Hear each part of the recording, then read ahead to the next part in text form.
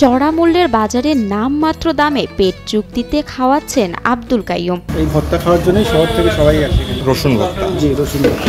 গরিব থেকে ধনী সবার কাছে কম দামের ভাত, মাছ, মাংস বিক্রি করে মাসে প্রায় 9 লাখ টাকা আয় করেন তিনি। বাদাম ভর্তা, তিল ভর্তা, কালো জিরা ভর্তা, মাছ ভর্তা, শুটকি ভর্তা, ডিম ভর্তা, কচু পাতা ভর্তা, এরকম আর কি 10-15 রকম ভর্তা থাকে। 130 টাকার ভাতের সাথে পাওয়া যায় হাফ প্লেট সুস্বাদু গরুর মাংস ও 15 রকম ভর্তা। এর সাথে থাকে আটার ডাল আর সালাদ। ফুল প্লেট গরুর মাংস খেতে চাইলে গুনতে হয় 170 টাকা। গরুর মাংস, আটার ডাল। কাইয়ুমের রেস্তোরাঁয় এক প্লেটের দামে মিলবে আনলিমিটেড ভাত। পেট যতক্ষণ সায় দেয় ততক্ষণ খাওয়া যাবে প্লেটের পর প্লেট। ভর্তা দিয়ে ভাত শুধু 60 টাকা, হাফ মাংস নিলে হচ্ছে আপনার 130 টাকা, ভাত আনলিমিটেড। প্রতিদিন 250 মানুষের জন্য খাবারের আয়োজন করেন আব্দুল কাইয়ুম। প্রতিদিন 30 থেকে 35 কেজি গরুর মাংস, 5 কেজি খাসির মাংস ও 50 কেজি চালের ভাত রান্না হয় রেস্তোরাঁর হেসেলে। সকাল 9টা থেকে বিকাল 5টা পর্যন্ত চলে হরদম বেচাকেনা। 30 থেকে 35 কেজি গরুর মাংস যায়, খাসির মাংস 5 কেজি যায়। খাসি যদি রান্না না করি, মুরগি রান্না করি। 2003 সালে এলাকার দুটি ইটভাটাকে কেন্দ্র করে ছোট্ট একটি চায়ের দোকান শুরু করেন আব্দুল কাইয়ুম। কিছুদিন পর সেই দোকানেই প্রতি সকালে খিচুড়ির ব্যবস্থা করেন তিনি। খিচুড়ির সুনাম ছড়িয়ে পড়লে ধীরে ধীরে শতাধিক ভ্যান চালক হয়ে পড়েন তার নিয়মিত খরিদ্দার।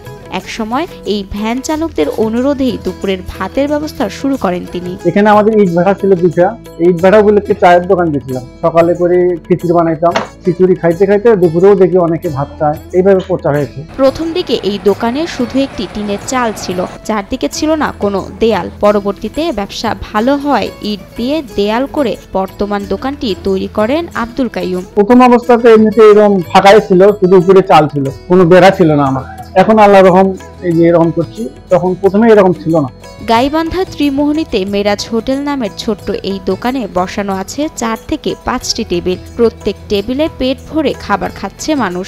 স্বাদে ভালো ও দামে কম হয় পকেটের চিন্তা করেন না ভোজন রসিকরা। শহরের দোকানগুলোতে খাবারের মান ভালো হলেও দাম বেশি হওয়ায় এ পথে যাতায়াতকারীদের প্রথম পছন্দ কাইয়ুমের মেরাজ হোটেল।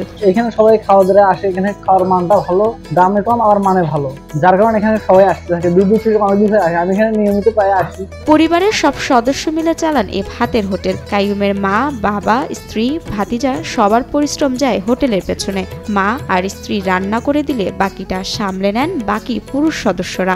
বাইরের কর্মীর কোনো খরচ নেই বলে স্বল্প লাভে ক্রেতাদের সেবা দিতে পারছে বলে জানান কাইয়ুম। আমরা নিজেরাই করি তো বেনিফিট কম হলেও আমরা নিজের পারিশ্রমিকটা পাই, এই হিসাবে চলতেছে আমাদের। আমার মা, আমার ওয়াইফ ওখানে রান্না করে আর আমরা শুধু এখানে সেল করি। বর্তমানে এই হোটেলে সব শ্রেণী পেশার মানুষেরাই খেতে আসে। এ পথে নিয়মিত যাতায়াত করা কর্মজীবীরা যেমন যাত্রাপথে এ হোটেলে খেয়ে নেয়, তেমনি আশপাশের বিভিন্ন অফিসের স্টাফরাও শখ করে খেতে আসে এখানে। এছাড়া জেলা শহর থেকে কাজ শেষ করে সাঘাটা বা ফুলছড়ি উপজেলায় যাওয়ার পথে অনেকেই আসেন এই কাইয়ুমের ভাত খেতে। সপ্তাহে একদিন আসি হাট করি, এখানে খাওয়া দাওয়া করি। ভর্তা হলে অনেক পরে ভর্তা পাওয়া যায় আর মাংসের দামও একটু কম, এই কারণে আমরা এখানে খাই। এখানে আমি খালে বলে হাফ মাংস নিচ্ছি 130 টাকা দিল, আর গাইবান্ধাতে হাফ মাংস দেওয়া তাও টাকা নিবি 270 টাকা।